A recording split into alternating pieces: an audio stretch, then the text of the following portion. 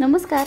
आज आपण कुरकुरीत अशी वर्ष ते 2 वर्ष टिकणारी साबुदाणा आणि बटाट्याची चकली बनवणार आहे. उपवासासाठी ही चकली तुम्ही खाऊ शकता. अगदी छान अशी कुरकुरीत अशी ही चकली लागते आणि भरपूर वर्ष ही टिकू पण शकते. तर ती कशी बनवायची ते बघूयात.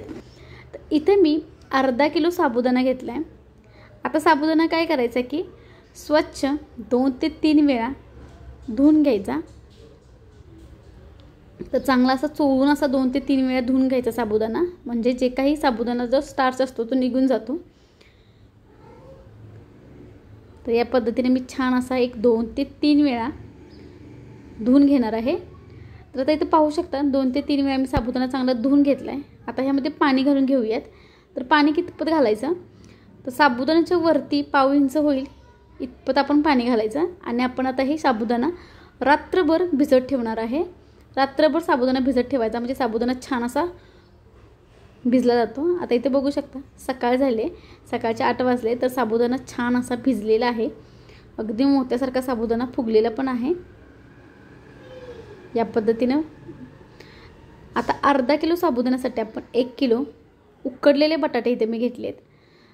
तर हेच प्रमाण ठेवायचं आहे. अर्धा किलो साबुदाण्यासाठी 1 किलो बटाटे लागणार आहेत आपल्याला. आता काय करूया की हा साबुदाणा थोडासा आपल्याला मिक्सरमध्ये आपण ग्राइंड करून घ्यायचा. थोडासा साबुदाणा मोडला पाहिजे या पद्धतीने करून घ्यायचा आहे. त्याच्यामुळे आपण हा मिक्सरमधून थोडासा ग्राइंड करून घेऊयात. तर आता मी 13 ते 14 हिरवी मिरची पण ह्या भांड्यामधून वाटून घेतले आणि त्याच भांड्यामध्ये आता मी हे साबुदाणा वाटून घेते. तर बघू शकता ह्या पद्धतीने अगदी खूप असं ग्राइंड नाही करायचं, खूप वेळ ठेवायचं नाही. 2 ते 3 वेळा चालू बंद असं करायचं, म्हणजे साबुदाणा हा थोडा मोडला जातो आणि आपण जेव्हा चकली गाळतो तेव्हा छान अशी आपली चकली वळली जाते किंवा गाळली जाते. आता इथं मी साबुदाणा सर्व मिक्सरमधून फिरवून घेतला आहे. आता बटाटे हे किसणीने किसून घ्यायचे.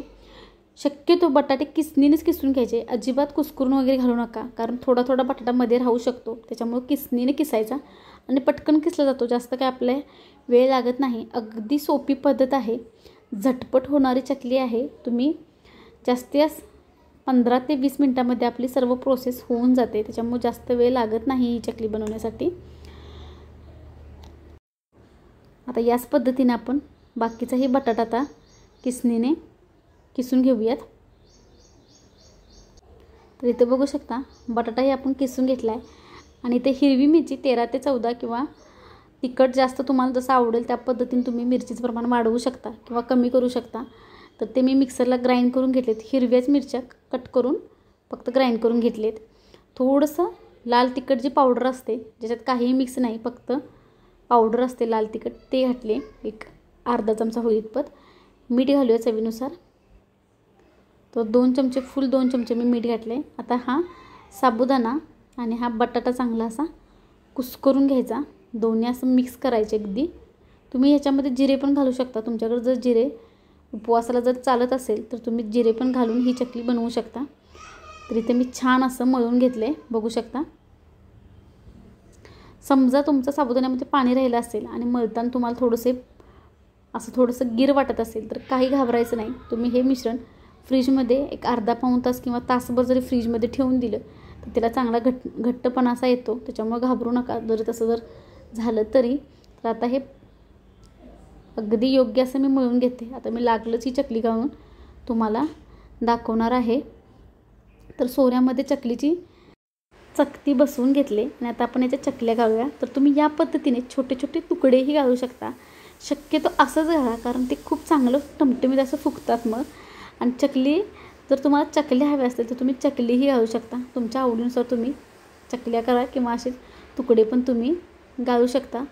तर आता खूप ऊन आहे, मला व्हिडिओ करताही येत नाही, इतकं ऊन आहे.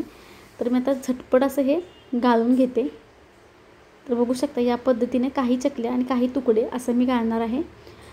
तर इथं आता तुम्हाला मी पूर्ण गाळलेलं दाखवलं नाही, कारण खूप ऊन होतं आणि मोबाईलही खूप तापला होता.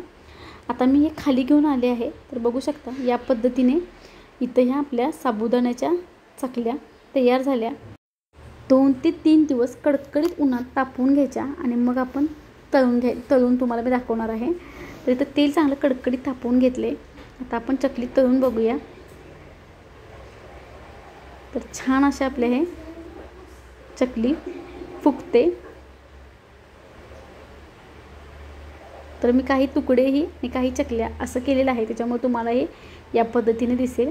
पण अगदी छान, अगदी चवीला अगदी मस्त अशी ही चकली लागते. तर नक्की ट्राय करून बघा. आणि भरपूर दिवस आपण एकदा केली की 2 ते 3 वर्ष आपण ही स्टोअर करून ठेवू शकतो. तर बघू शकता याच पद्धतीने आपण बाकीचेही चकलीचे तुकडे आहेत ते तळून घेऊयात. इथं मी आपली ही कुरकुरीत अशी साबुदाणा बटाट्याची चकली तयार झाली. बघू शकता मस्त अशी अगदी छान असं आपण जे मिरची वगैरे घातली त्याचा फ्लेवर अगदी छान येतो. तर नक्की ट्राय करून बघा. पटकन अशी ही तुटते आणि अगदी कुरकुरीत होते. तर नक्की ट्राय करून बघा. आणि तुम्हाला ही रेसिपी थोडी जरी आवडली असेल तर तुमच्या फ्रेंडशी शेअर करा. नवीन असेल तर चॅनलला सबस्क्राईब करा. आणि पुन्हा भेटूया आपण अशीच एक नवीन रेसिपी घेऊन. तोपर्यंत नमस्कार.